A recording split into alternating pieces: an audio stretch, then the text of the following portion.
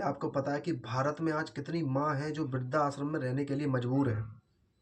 आखिर क्यों उनको वृद्धाश्रम में रहना पड़ता है? चलिए जानते हैं।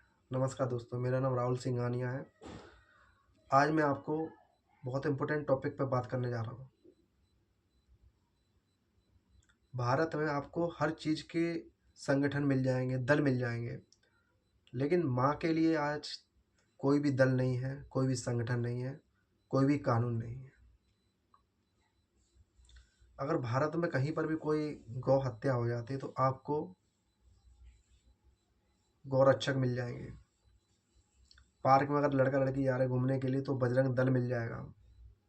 हिंदू मुस्लिम करना हो तो करनी सेना मिल जाएगी आपको। लेकिन माँ के लिए आज कोई भी दल नहीं है।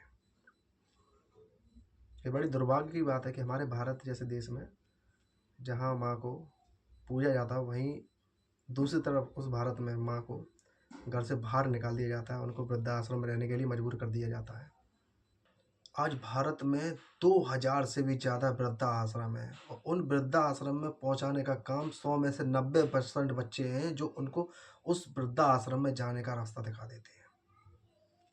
सोचो, जो माँ बाप आपको बचपन से उंगली पकड़ के चलना सिखाते हैं, जो आपकी इच्छाओं को पूर्ति करते हैं, जो खुद रूखा सूखा खा करके आपका 2 वक्त का पेट भरते हैं, लेकिन आज उसी माँ बाप के लिए आपके घर में जगह नहीं है।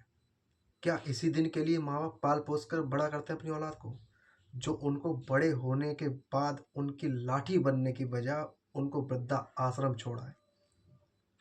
और इस चीज़ के लिए आज तक ना तो कोई दल ना कोई संगठन सामने आया है। यहाँ तक कि सरकार ने भी इससे मुंह फेर लिया है।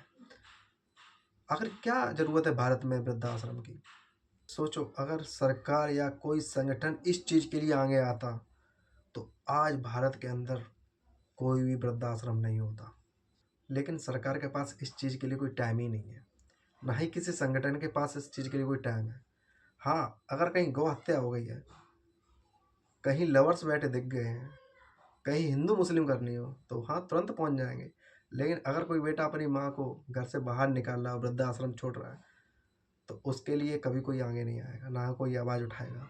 आज मैं आपसे बस इतना ही कहना चाहता हूँ कि अगर आपके घर में भी कोई माँ बाप हैं तो उनकी सेवा करना, उनको वृद्धाश्रम मत छोड़ के आना, क्योंकि उन्होंने जो तुम्हारे लिए किया है ना, वो कोई और नहीं कर सकता है।